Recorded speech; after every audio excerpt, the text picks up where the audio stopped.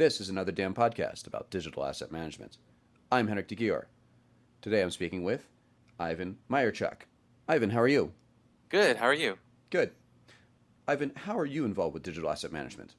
I work for a integration company called DPCI, and we are a firm that specializes in implementing solutions around digital asset management, web content management, and editorial workflow solutions. So we are kind of one of those shops that helps customers kind of take advantage of all the different platforms that they have within their organization.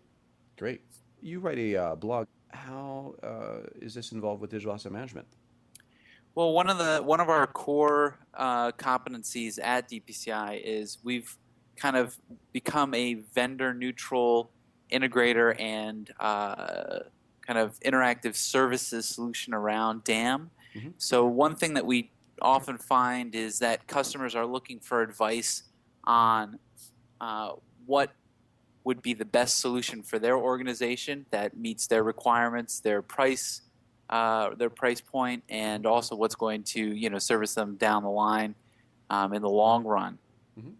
One of the things that we like to write about at DPCI is just different things that we find customers kind of asking all the time in terms of DAM. What is a DAM? What does metadata mean? What is taxonomy? How do I set up my rights and permissions? And how do I get the most from my assets to leverage across multiple channels? So whenever we find that we're getting a number of these questions from multiple organizations, we think that it's probably a topic that the wider community would be interested in reading about. And that's kind of where the blog topics come from. I agree. Great.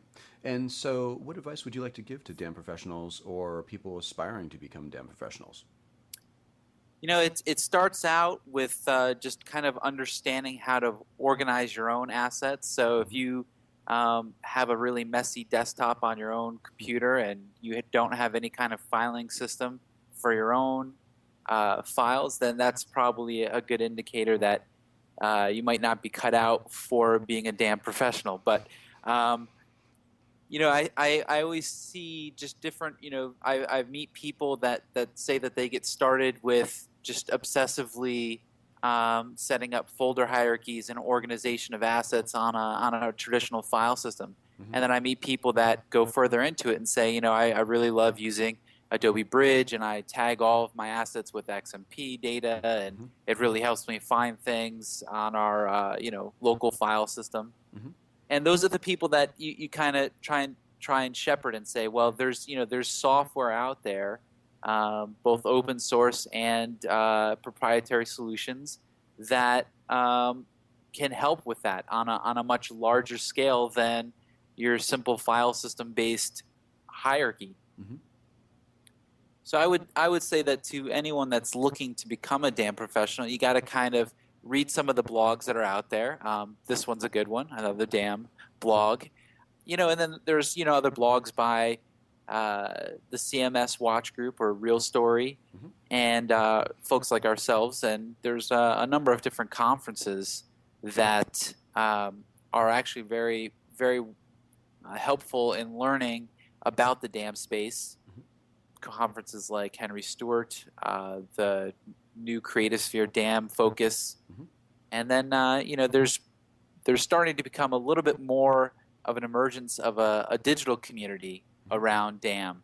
So where, a few years ago, there wasn't too many people kind of interested in DAM, or it seems like everyone was kind of in the dark around, other people using DAM. Everyone felt like they were alone. They were alone on an island where they just had to deal with organizing and managing all these assets.